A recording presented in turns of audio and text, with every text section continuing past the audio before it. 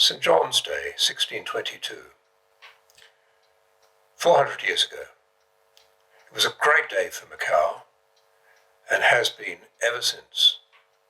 St. John's Day, 1622. A great day for Macau. Why? Nothing had gone right for Portugal for years. The monarchy had ended, and the Spanish had taken over the Kingdom of Portugal and remained in charge of the Kingdom of Portugal until 1640. Macau held out and refused to acknowledge that Spain was sovereign. They refused to acknowledge it. But things had gone very badly for Portugal. Malacca had fallen, the great stronghold of Malacca. The Portuguese had built a great fort there. That had been conquered after a 3-year siege, and that closed off Macau's trade to the west.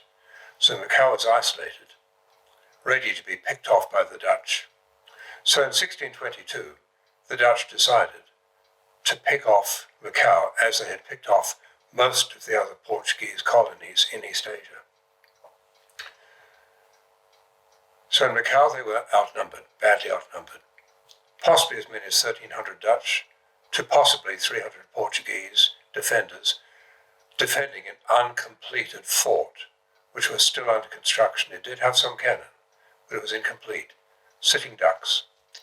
So the Dutch thought. What happened? A lot of detail that I won't go into, but basically I mentioned 3 things. Firstly, the Dutch commander was killed, and that was a great blow. Second, and most importantly, a Jesuit soldier priest fired a red-hot cannonball which lobbed into the Dutch ammunition wagon, blew the thing sky high. Moral: don't put all your eggs in one basket. Don't put all your ammunition in one wagon. Well, they did. And they were totally confused. That was the moment when the Portuguese decided to charge. There was a traditional method of Portuguese warfare, and there simply was an onward rush, a huge rush, and the Dutch were disconcerted and fled. Now, nobody's given much attention to the fact that the black African slaves, the Portuguese slaves in Macau, might have been thought to take the opportunity to turn against the Portuguese. They didn't. The slaves sided with their Portuguese masters. What does that tell us? It tells us that the Portuguese, in fact, treated these Africans well. And possibly the slaves thought if the Dutch won, they'd be worse off than before. That might indeed have been the case. But the slaves helped to turn the tide against the Dutch. So there it was.